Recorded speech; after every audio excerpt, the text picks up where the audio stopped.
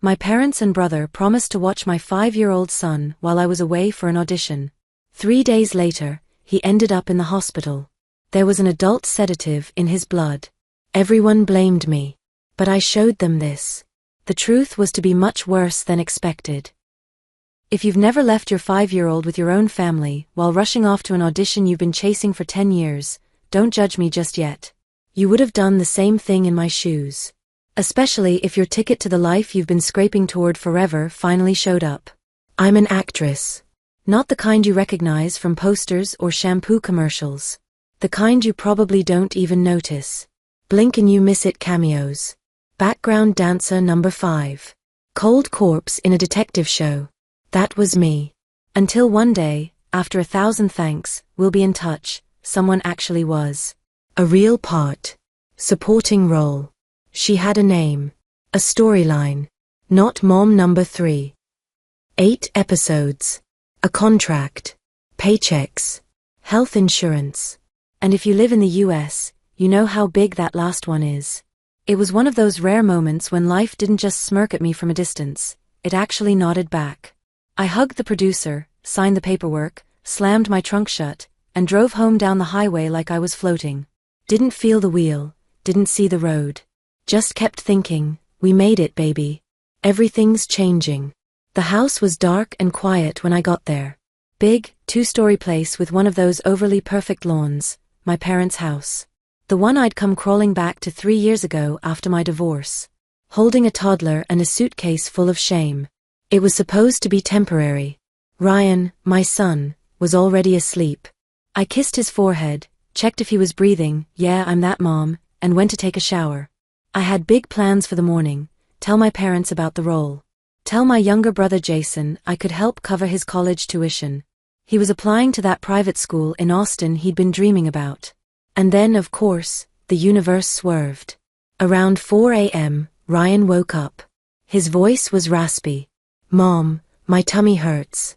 And my head too. I sat next to him. He looked pale, sweaty, hands trembling. His forehead felt like ice. His eyes wouldn't focus. And the way he was talking, barely above a whisper. Not whiny. Just fading. 7 minutes later, we were in the ER, lights flashing. The doctor on call asked what he'd eaten, what he'd drunk, any illnesses. I told him everything I knew. Ryan's not the type to sneak candy, let alone meds. He still asks before chewing gum. When the labs came back, the doctor looked at me with this calm, heavy expression I'll never forget. He has a sedative in his system. Adult strength. Quite a strong one. I think I forgot how to breathe for a full 5 minutes. You're sure? That can't be right. He didn't take anything. He had juice and pizza. That's it. The doctor didn't flinch. We're required to report this. That drug isn't safe for children under 12. He's stable now, but it could have caused respiratory failure. You were lucky. I just kept nodding. Like if I sat still enough, this would all unhappen. My mom showed up at the hospital that morning. Dad stayed home. Jason too, he'd left the night before with his girlfriend and hadn't made it back for dinner, or so they said. Mom asked what happened. I told her. As best I could. Sedative? She repeated like it was a word from a different language. Maybe you left something out? Or your ex gave him something weird. You know how strange he always was. I saw where this was going. It wasn't even subtle. By lunchtime, Ryan was doing better. A pediatrician checked him again, said his vitals were fine, and he could recover at home. I signed the forms, took the discharge papers, and we drove back. He fell asleep in the car. Cheeks pink again. Breathing soft. I stroked his hair the whole way, whispering that it was over now. That everything was okay. But it wasn't. Around 6 p.m., my phone rang. It was a detective from Child Protective Services. Said the hospital had reported the incident, and he needed to come talk to me. Just a routine follow-up, he added. I told him 6 was fine. Thanked him. Hung up. Then sat at the kitchen table with my hands shaking. Sometimes I think I was born feeling guilty. Not for anything I did, just in advance. Like my subconscious knew I'd need a head start before my parents started with the "we didn't raise you for this" speeches. They always praised me, after the criticism. First came the size, the comparisons, the subtle digs. Then maybe if I was lucky, well, I guess you did okay, but still. Jason? Totally different story. He was the boy, the hope of the family. When he was born, I was 7, and that was the first time I truly felt replaceable. He'd cry, Mom would rush to him. I'd cry, and get told to go cry in your room. He'd drop a glass, sweetheart, accidents happen. I'd drop anything, Amber, why are you always so careless? By age 10, I knew how to wash my face silently, how to close a door without a sound, how to help out just enough not to get accused of being lazy.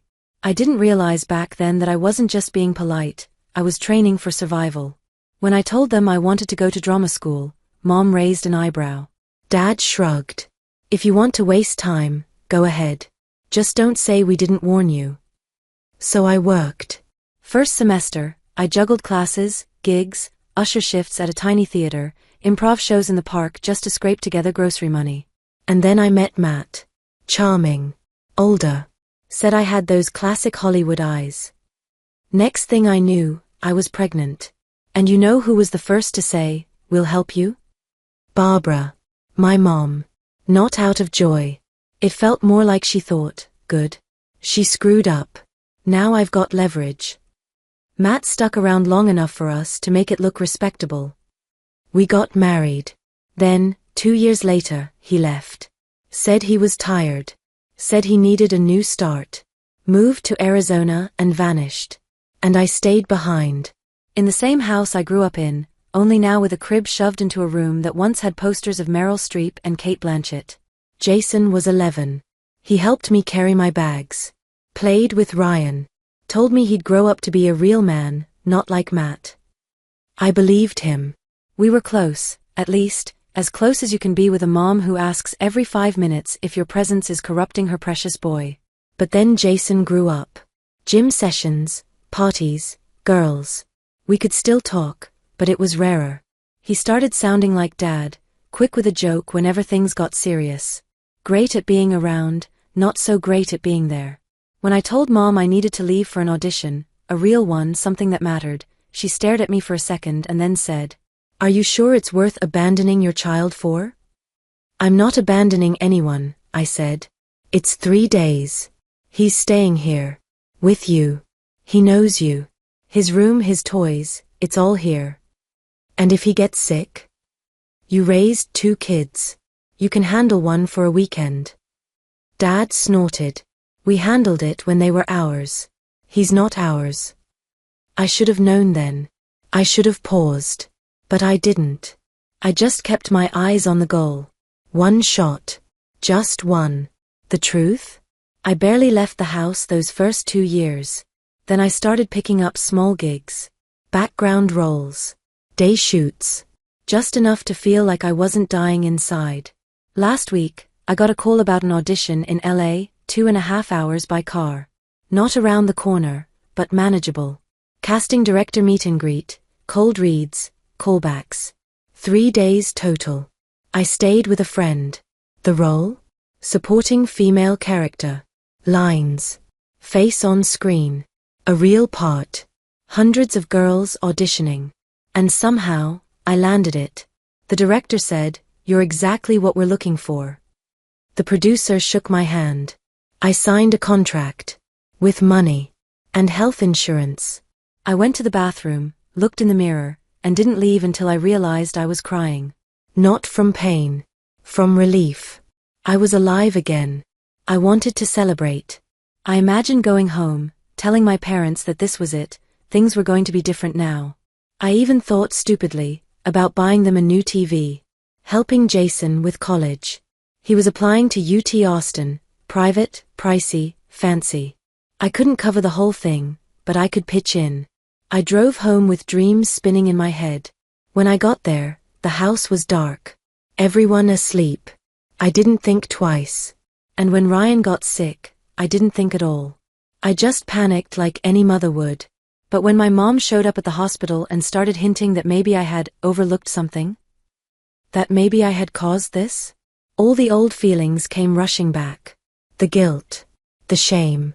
The silent assumption that everything bad in the house, my fault. Because I was born first. Because I was a girl. Because I had dreams. And Jason? I asked where he was. With his girlfriend, Mom said. Left Friday night, I think. He promised he'd watch Ryan. You know how boys are. They're not exactly babysitters. Just like that. No one at fault. Everyone busy. Kid ends up in the hospital, and we all just shrug and move on. I thought that was the worst of it. Then the phone rang. It's just protocol, the detective said. Protocol. Like finding sedatives in your 5-year-old's bloodstream is no big deal. I sat down in the kitchen, stared at the fridge. Ryan's drawing was still pinned there, him and me, standing under a sun with giant wobbly rays. And all I could think was, if the cops decide this was my fault, they can take my son away. He showed up right at 6. No uniform, just jeans, a gray button-down shirt, and a badge hanging from a lanyard. His hair was neatly trimmed, his expression calm. But his eyes were the kind that hear everything. Even the stuff you don't say. Miss Watson. Yes. Come in. I led him into the living room. Ryan was asleep upstairs. My mom was in the kitchen, pretending to wash dishes that had already been cleaned. My dad was in his usual spot, sunk into the recliner like part of the upholstery. Jason was nowhere to be found. I'm Detective Markson. Child Protective Services, County Police. I'm not here for an interrogation, just an assessment. I hope you understand. I nodded and grabbed my coffee, cold by then, just to have something in my hands. My palms were trembling. Can you walk me through where you were during the days this incident occurred? I told him everything. The drive to LA, the audition, staying with my friend. The callback that stretched things another day. Then the drive home. 3 days. That was it. He asked, and who was caring for your son during that time? My parents. And my brother. Jason. He's 19. Who was primarily looking after the child? I think, mostly my mom. But Jason was around too. He loves Ryan. He typed quietly on his tablet. Calm. Neutral. No judgment in his tone. Not a single twitch on his face. Were there any medications in the house? Just the basics in the cabinet. Tylenol. Cough syrup. Stuff like that. Any sleep aids? Prescription sedatives? No. I don't use that stuff. If I can't sleep, I drink coffee and push through. That's when my mom decided to chime in from the kitchen, with her signature voice, all concern, no accountability. She's mentioned trouble sleeping before. Maybe she had something in her purse? And forgot.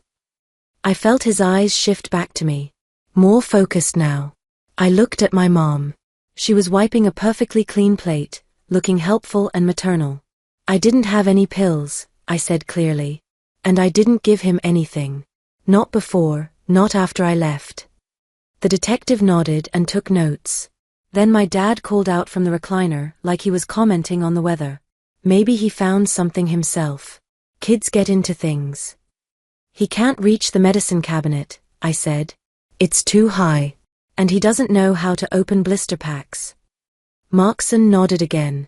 All right. I'll write up a report. Someone may follow up later. For now, it's just a wellness check. He stood and shook my hand.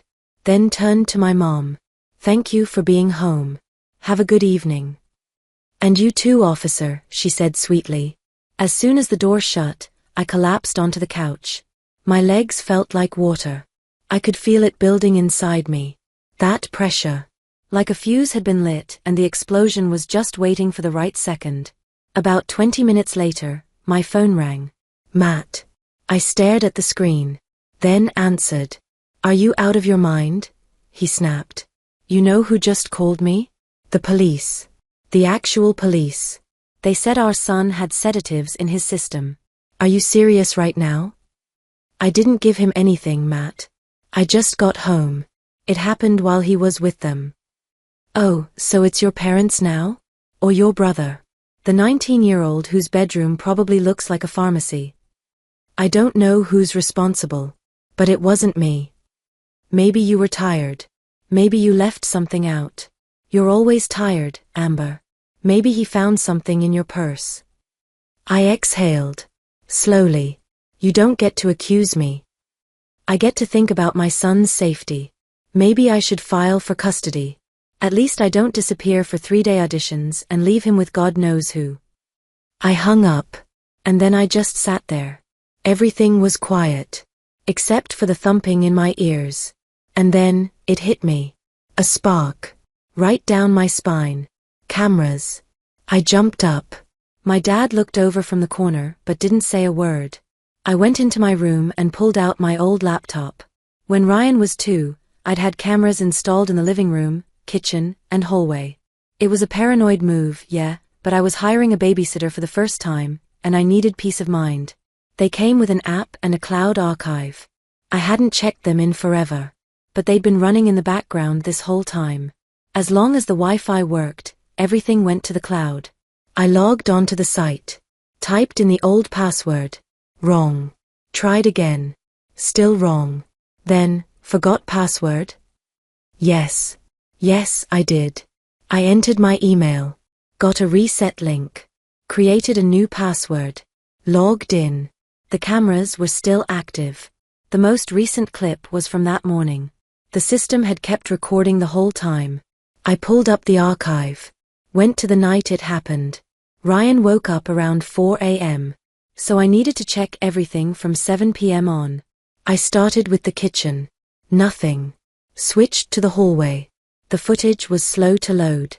I scrolled back. Around 9 p.m., the night of the incident, it looked like a sitcom scene. Minus the laugh track. Jason was dressed like he was going clubbing, checking his watch. Mom, I'm heading out. I've got a date. My mom was rubbing her temple. I've got a migraine. I was going to bed early. I can't deal with a 5-year-old right now. My dad was already camped out on the couch with beer and chips. Game's on. Finals. I'm not moving. Jason shrugged. Well, then give him something to sleep. I dunno. Knock him out or something. He smirked and left without waiting for an answer. Silence. Then Mom turned to Dad. What if we did? Just a little. So he sleeps easy. Dad grimaced. Crush up one of those pills. I'll mix it into juice. He won't know the difference. And they did. They took one of Mom's leftover sleeping pills, old ones from when she had insomnia.